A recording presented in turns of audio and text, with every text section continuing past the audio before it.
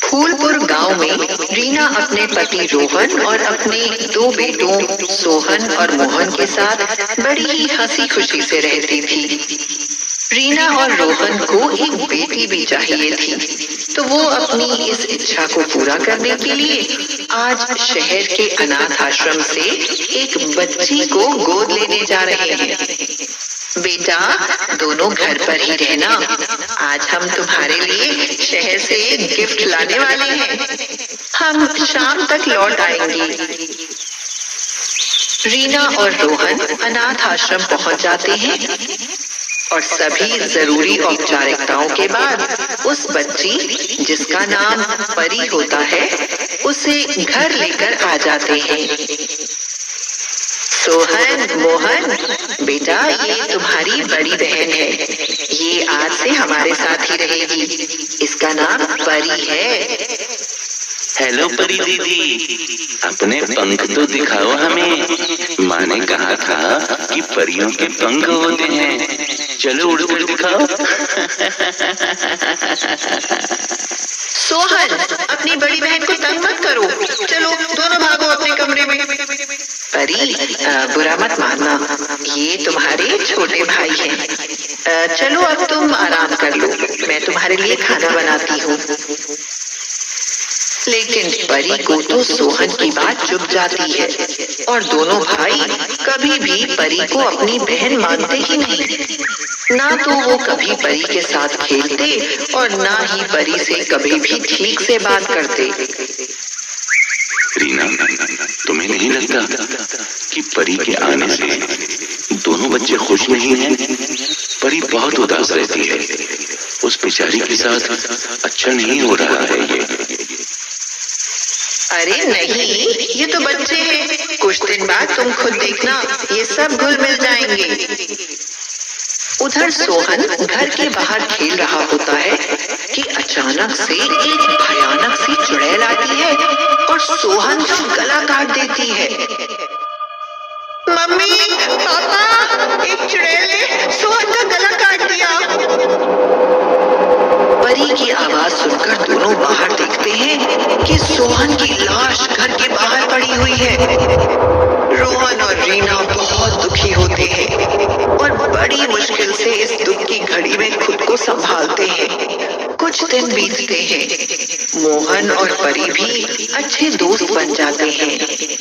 एक दिन मोहन घर के बाहर परी के साथ खेल रहा होता है। लगता है माँ मुझे बुला रही है। तुम खेलो, मैं अभी आती हूँ। मोहन अकेला ही खेल रहा होता है कि अचानक से वही चुड़ैल आती है और मोहन को जान से मार देती है। मोहन के चिल्लाने की आवाज सुनकर रीना और रोहन भी बाहर आ जाते हैं और अपने बेटे को मरा हुआ देख बहुत दुखी होते हैं। रीना तो अपने बेटों की मृत्यु से बहुत ज्यादा टूट जाती है। ये कैसी चुड़ैल है जो मेरे बेटों को खा गई? हाय, अब मेरा क्या होगा? दिन बीतते हैं। रीना और रोहन किसी तरह से इस दुख से अपने आप को निकालते हैं। एक दिन रीना को किसी काम से शहर जाना पड़ जाता है। रीना की साड़ी पहनकर और अच्छे से तैयार हो रोहन के सामने। परी, ये क्या पहना है तुमने? आप भी तो मम्मी को साड़ी पहनने के लिए कहते हो। मैं तुमसे शादी करना चाहती हूँ। ये क्या बकवास है?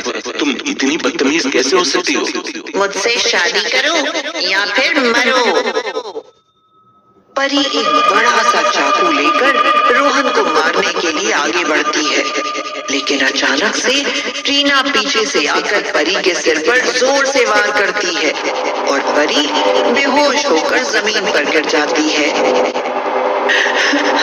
रोहन, हमने बहुत बड़ी गलती कर दी है।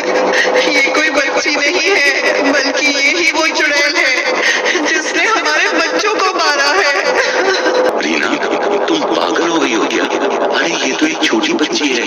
किसने कहा तुम्हें कि ये चुड़ैल है? मैं शहर जा ही रही थी कि मुझे एक एक आदमी मिला जो किसी लड़की को ढूंढ रहा था।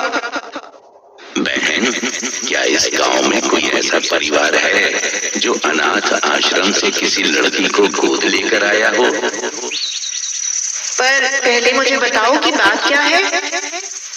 ना ना, वो कोई छोटी बच्ची नहीं है। अरे वो एक चुड़ैल है। मैं उसका पीछा कई महीनों से कर रहा हूँ। उसने कई लोगों को मारा है। अपने भोले भाले चेहरे से उसने कई परिवारों की खुशियाँ उजाड़ी हैं। पर तुम ये कैसे कह सकते हो कि वो एक चुड़ैल है? वो जहाँ जाती है वहाँ मौत फैल जाती है। मैंने जहाँ जहाँ उस चुड़ैल का पीछा किया है वहाँ सिर्फ मौत ही मौत होती है। उसका पीछा करते करते मैं अनाथ आश्रम तक पहुँचा।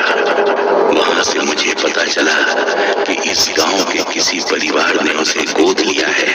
अगर तुम्हें पता है तो मुझे बता दो, नहीं तो वो उस परिवार को भी खा जाएगी। वो मेरे ही घर में है और मेरे दोनों बेटे मर चुके हैं और मेरे पति घर में अकेले हैं। हे भगवान, कोई नहीं, अब उस चुड़ैल को मुझसे कोई नहीं बचा सकता। बहन तुम रो मत, तुम जल्दी से घर जाओ और अपने पति को बचाओ। मैं उसकी मौत का सामान लेकर तेरे घर पर पहुंचता हूँ। और इस तरह से मुझे उस आदमी ने बताया कि ये एक चुड़ैल है।